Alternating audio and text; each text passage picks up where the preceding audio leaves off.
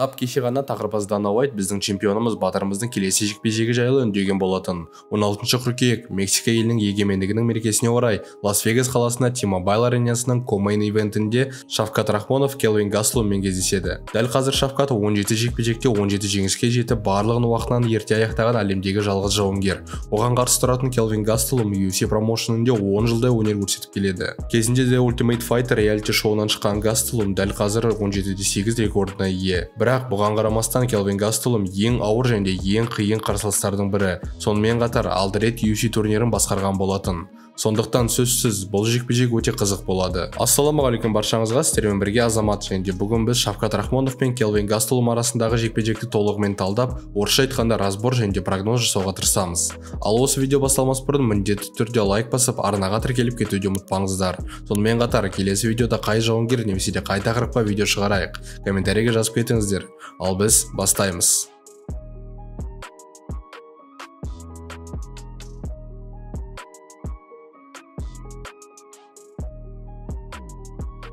Келвин Гастелум 1991 жылы 24 қазан Калифорния штаты Сан-Хосе қаласында дүниеге келген. Өзі мексикандық болғанымен толығымен Америка азаматы. Мектеп кезінде күреспен айналысып, мектеп аралық оқушылар арасында чемпион атанған. Алғаш рет октагонға 2013 жылдың соңында шығып, қарсыласын екінші раундта ұтқан болатын. Кейін қатардан 5 жеңіске жетіп, 2013 жылы Келвин Гастелум The Ultimate Fighter реалити шоуына шақырту алған. Осы реалити шоуда Келвин Гастелум финалға дейін жеткен болатын. Алайда оған қарсы өзімен бірге бір команда өнер көрсететін тәжірибелі Юрайя Холл шыққан еді. Бірақ Гастелум өзін жақсы көрсетіп, ақтық мәреде жеңіске жетіп, UFC-мен контрактқа қол жеткізді. Басында жартылай орта салмақта өнер көрсетіп, 4 жеңіске жетті. Бірақ соңғы 2 жекпе-жегінде жартылай орта салмақтың лимитіне ілеге алмай жүріп, өзінің гонорарынан 25-30% беріп отырды. Дегенмен сол кездегі чемпион Тайрон Вудлимен кездесуге қол жеткізді. Алайда бұл жекпе-жекте төрешілердің шешімімен жеңілгесін, UFC президенті Дана Уайт Гастелумды орта салмаққа ауысуын талап еткен болатын. Содан Гастелум жеңіс пен жеңілісті қатар ұстап жүрді және чемпиондар Исраэль Адесанья мен Роберт Уиттекерден жеңіліс тапты. Енді Келвин Гастелумның төбелес тәсілімен Шавкатқа қарсы қоятын геймпланы жайлы сөз қозғайық. Гастелум жекпе-жекке шамамен 85-90 кг болып шығады. Бұның арқасында Шавкаттың күресіне қарсы төтеп бере алады. Шавкат соңғы жекпе-жегінде өзінен ауыр Джефф Нилді төменгі сатыға түсіріп, еркін күресе алмады. Ал бұл жекпе-жекте табиғи салмағы көптеу Гастелум қиналмай Шавкаттың тейкдаундарына қарсы төтеп бере алуы мүмкін. Бұдан басқа Келвин Гастелумның соққылары өте ауыр. Оның Майкл Биспинг, Исраэль Адесанья және Витал Белфортке қарсы өткізген жекпе-жектеріне байқауымызға болады. Соңғы жекпе-жекте Шавкат Джефф Нилден біраз ауыр соққыларды өткізіп алды. Демек, Гастелумның соққылары Шавкатқа біраз ауыр қиыншылықтарды алып келуі мүмкін. Дегенмен, қанша жерден тексеріп мақтап көрсем де, Келвин Гастелумның жеңісін көре алмаймын. Мүмкін қандай да бір лаки панч, яғни кездейсоқ соққының арқасында жеңуі мүмкін. Алайда бұл соққының өтуі үшін біршама жұмыс жасалуы керек.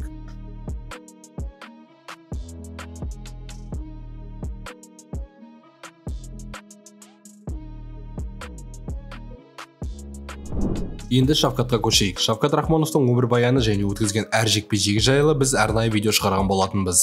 Кіріп қарап кетсеңіздер болады. Ал жекпе-жекке келсек, бұл Шавкат үшін өте жақсы, себебі біріншіден хайп және медийка. Гастелум танымалдылығы бойынша 77 елдегі топ 5-ке кіретін жауынгерлерден ешқай жері кем емес.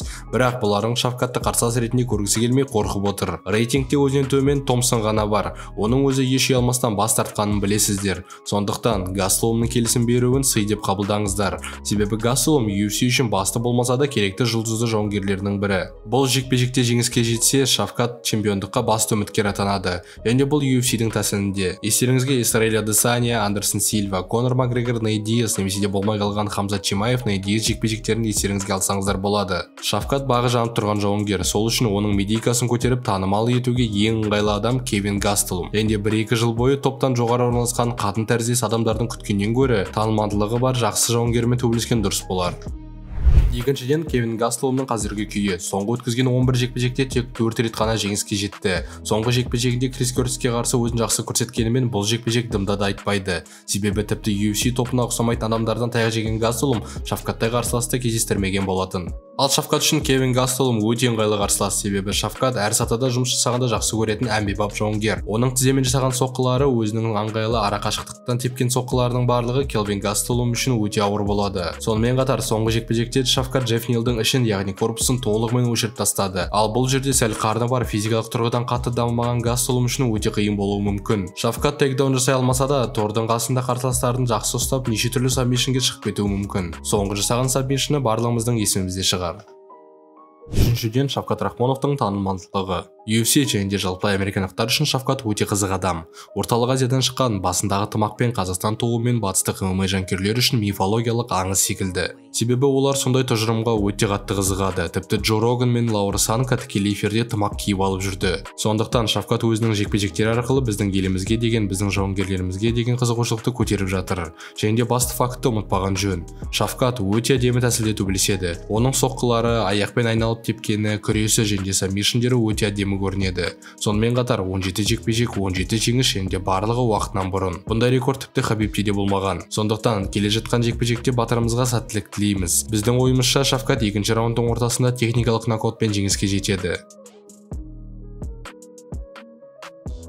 Ал осымен біздің видео соңына дейін жетті. Егер сізге ұнаса, міндетті түрде лайк басып артаға тіркеліп кетуді ұмытпаңыздар. Сонымен қатар келесі видеода қай жауынгер туралы немесе де қай тақырыпқа видео шығарайық, комментарийге жазып кетіңіздер. Сіздермен бірге болған Азамат, сау саламатта көріскенше сау болыңыздар.